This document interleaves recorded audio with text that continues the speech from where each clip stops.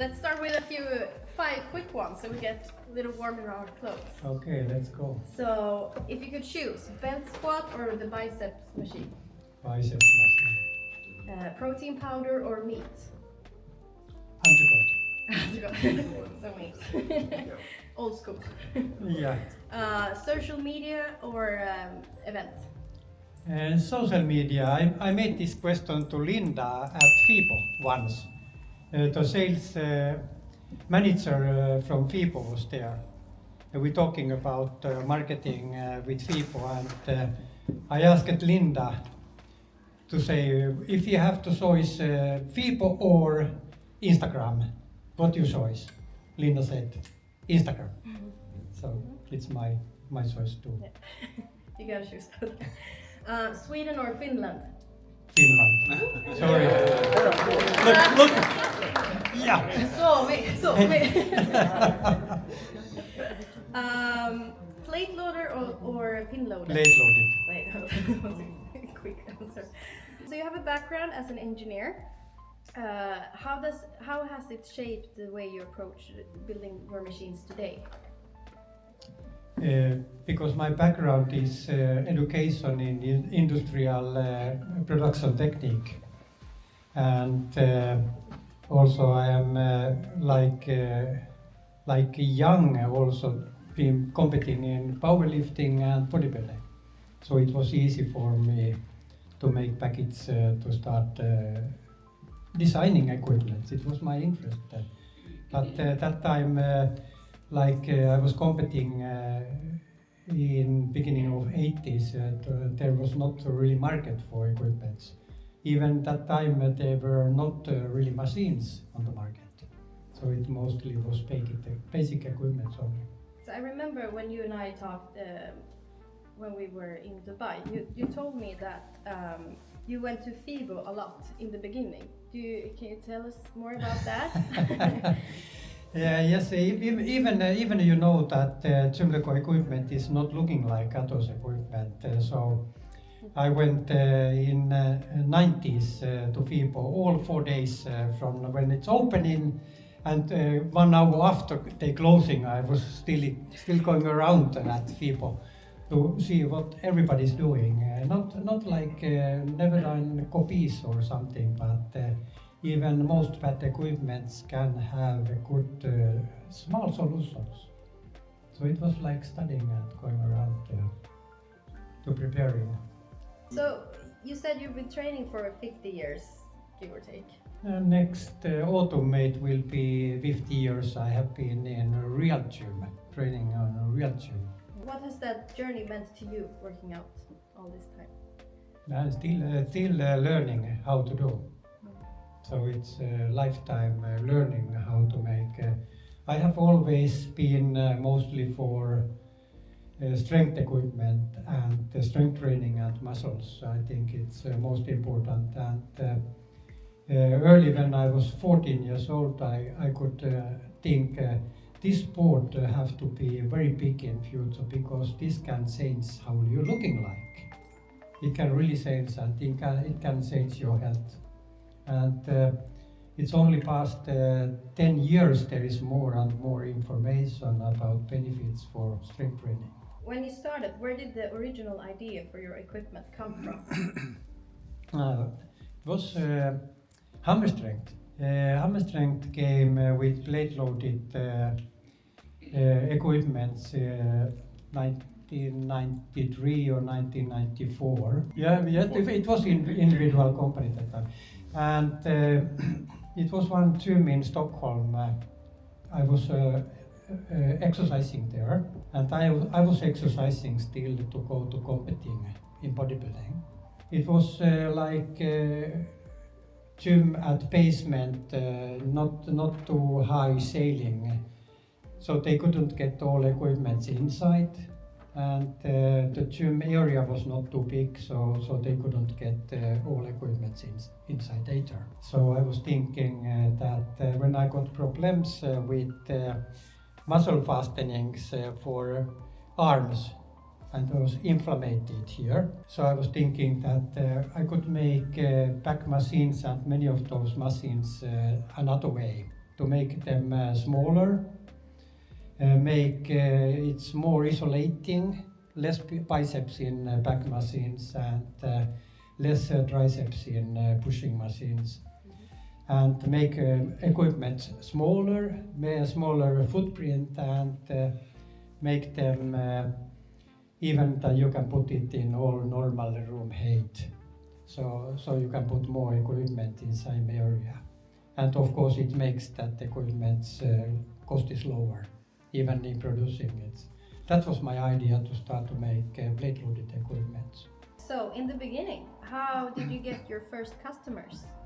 What did you do? Of course, because I was training, exercising by myself in commercial gym south of Stockholm. So of course I sold first machines to them. So it was very easy. So the difference between the market then and the market now, what's the biggest difference? The biggest difference is that I have been more than 30 years I have been waiting. The knowledge is more. Customers' knowledge is more, and it's knowledge about how to make strength training, and also gym owners' knowledge more for business. How to do it the right way to make it suitable for customers. So it's most important thing is that knowledge is increasing, and we have still a long way to go. How should gyms adapt to more knowledgeable and demanding customers?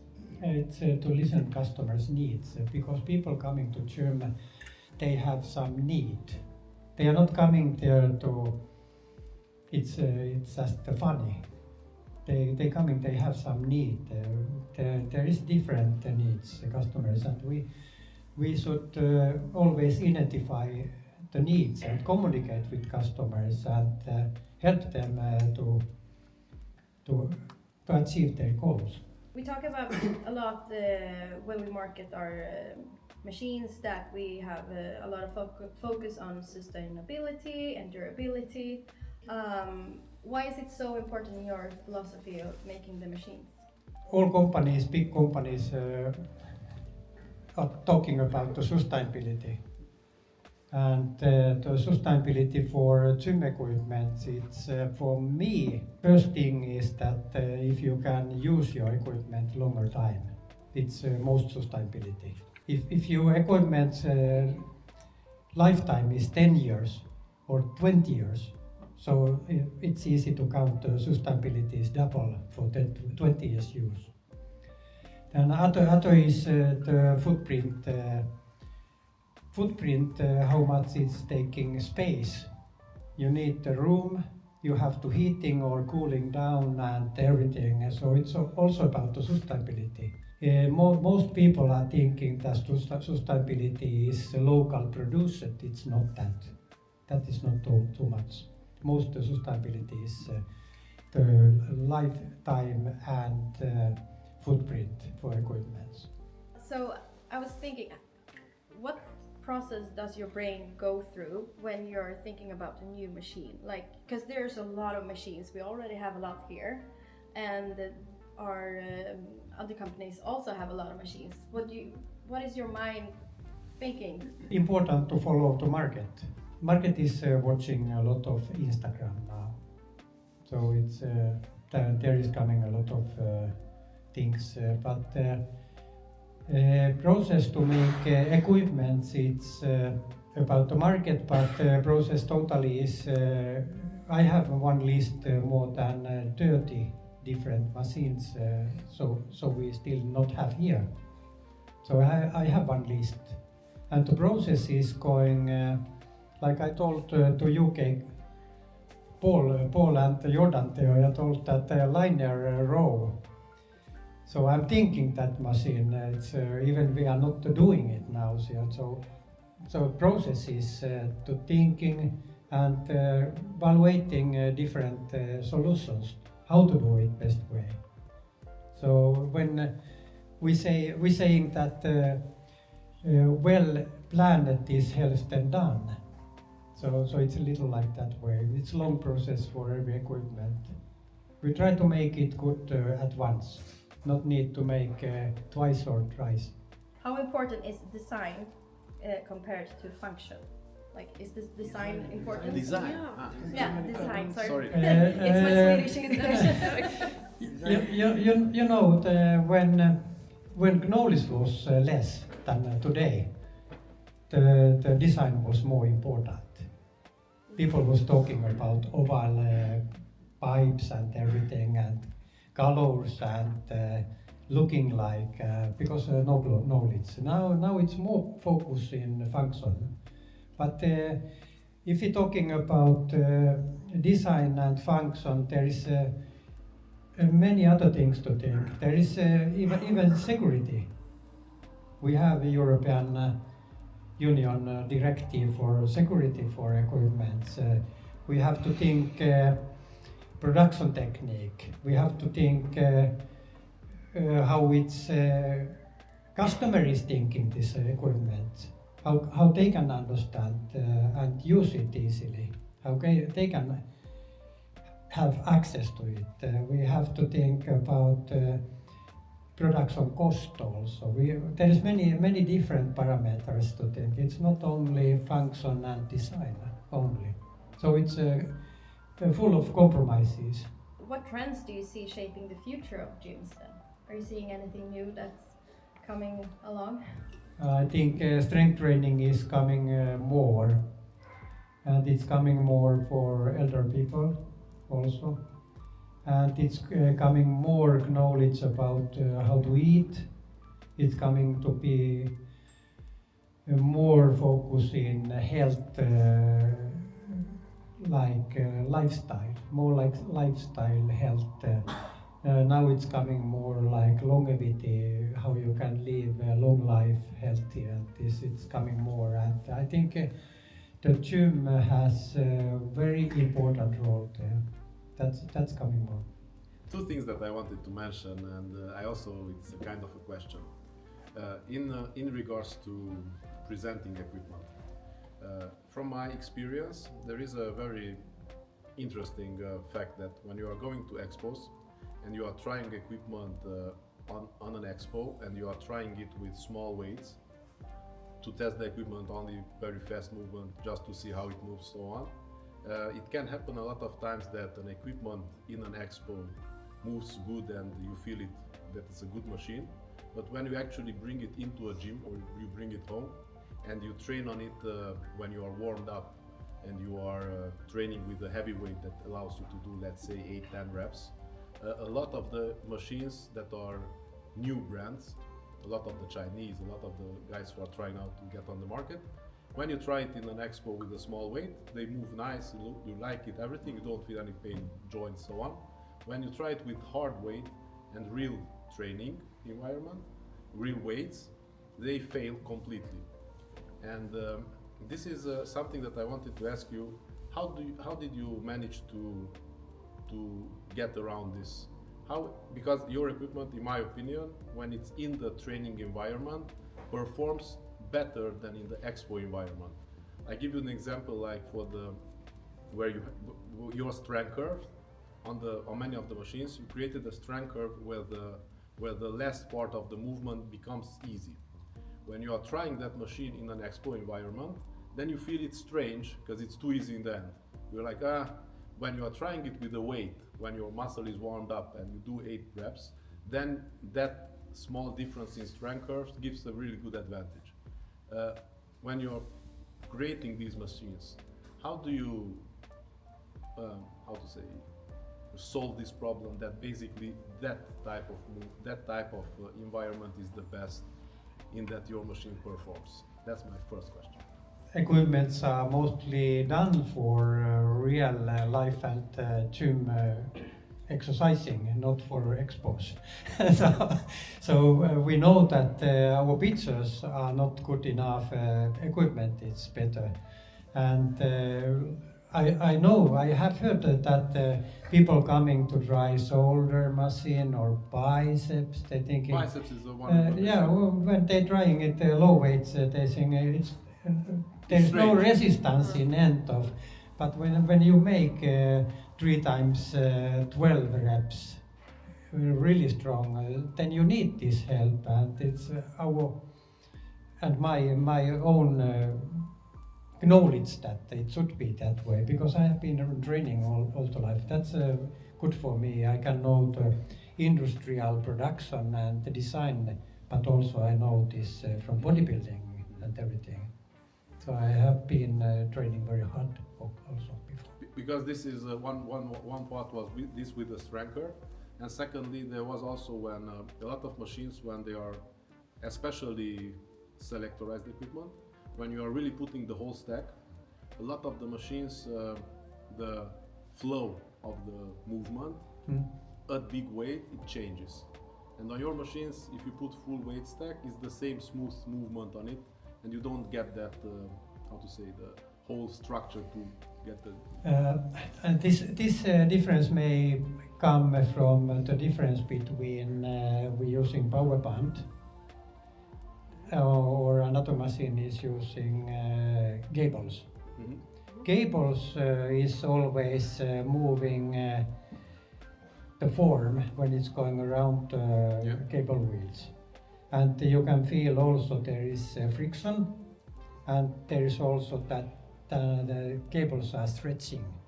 So when using power band, it's never getting longer. Even we have equipments from Sweden now.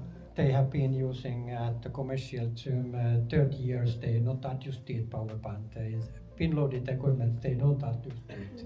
You never adjust because it's not getting longer and it's not stretching. So you have a direct. It doesn't depend on the weight. It's the yes, same. you have direct contact with weights all the time. So it's not stretching. And the power band helps. No, no, cable are doing it. It's totally different feeling. It was what I told you now when we were also in the warehouse. It's very interesting the fact that your machines, if you look at them from a big distance, they look extremely simple, extremely old school, extremely simple. And when you are getting close to it, you see that always the heart of the machine, basically the moving part, like if you look at the selectorized chest press, very complicated system of how cable is moving, what is attached, so on. You never made mistakes like one arm is strong, harder to push than the other arm, stuff like that. So it's very complicated. How, from where did you get, how do you do those? How do you create that in your mind? Because it's, I don't know how many looked at the shoulder press, the biangular movement, everything, how the weight is divided to the arms. You create very complicated, I think one of the most complicated structures you are creating for the moving part of most of the machines. The mechanical thinking and quality thinking coming from, I was working before I started in 90s, I was working like consult to one company. They was producing like half automatic equipments to bakeries and the food factories, you know, bakeries, they have a lot of wooden boxes, trays, and they making machines for moving these automatically, washing machines and stapling machines and everything. So how to do things correctly, but also to make strength equipment. Everything is about one movement. Every machine is about one movement with optimal resistance curve, and it's nothing else. Then it's about how to make package simple. The most difficult is to make a package simple, to make it in commercial reasonable, for customers reasonable, for security rules reasonable, for everything. Thank you very much. From all the machines you've designed, from all the machines you made, and some of the machines downstairs, in your opinion, what's your favorite? What's like the closest to perfection of the machines that you've made, and how did you design that? You mean that if I have some favorite? Yep. No, Which no, child not really. Which child you like better? No, but think if you have three sides, you cannot say your favorite. Your favorite son? If not the favorite, what's your what machine do you feel that when you designed it went to perfection on the first time? It's always similar pleasure to come with new equipment. But now it's at the beginning I could make some equipments more fast and more easily. Even that time was not computer to take to help. Now even make equipments using a lot of computer. It's take more time because of computer, I think. But now it's also that we make some equipments past years been more complicated, and like we made a DY row. So Great we machine. made it 35 years later than Hammer made. And looking, all others have made copies of Hammer. So we're thinking, if we are making that machine, so we have to make something better. In my opinion, we have to make it better. We have to make it smaller. We have to put more angles, more isolation. We have to put extra handles. We have to make one reasonable adjustment for people. And we have to make it that there is more resistance curve is more lightweight in the end of the movement, so you can really make whole movement correctly. So no favorite equipment. every new coming equipment is favorite at the time. All favorite. I have one more question, and I don't know if this is true or not. There is what you said the word compromise. What I noticed in a lot of brands, they are making a pretty big compromise when it comes to the size of the user. Is it true that you are creating the machines to be perfect for approximately 175 and then going plus minus from that? Because this is something that I noticed on most of the equipment. If you are somewhere around 170, 180, it's automatically the perfect position, perfect everything, and then you go from there on. Because there are many manufacturers who are giving you the possibility you can fit a 2-meter person and adjust this and that and that, but you are without adjustments. A person with normal size is in the best position if it's around 175 plus minus 5-10 centimeters. Is it my opinion is that you start from that position or not? It's just something that I believe.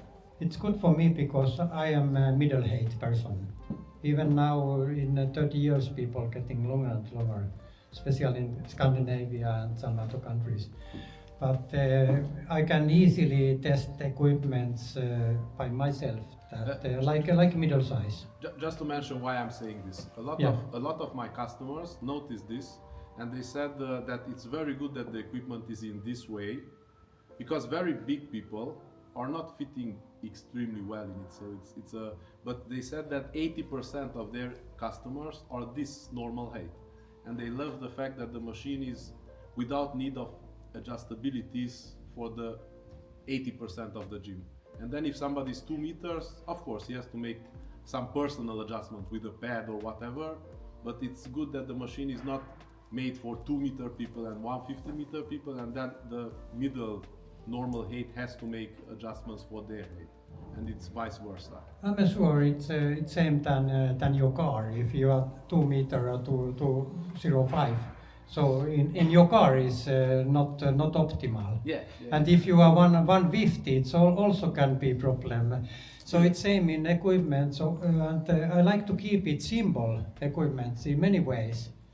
And of course we could make every equipment with so many adjustments that it's optimal for 2 meter. all. But I can promise that there is maybe more than 50% of people, they cannot adjust it correctly, so they miss the point. Exactly. Anyway, so it's pointless to make these adjustments. So I prefer to make so little adjustments than possible. So I mean, if equipment has too many adjustments for different positions. So I mean the equipment is not ready designed. So factory is not making work ready. So they thinking customer can make it ready every time at the gym, and it's not working for customer that way. So I'm right with the fact that you start from the position that it fits basically approximately your height, and from there you do the adjustments. Also, when we make equipment, Monica is 155 and Oscar is more than 190 here. So they are testing also that it's working for them. But the optimal movement on it, it's starting from the normal height. Of course. Thank you.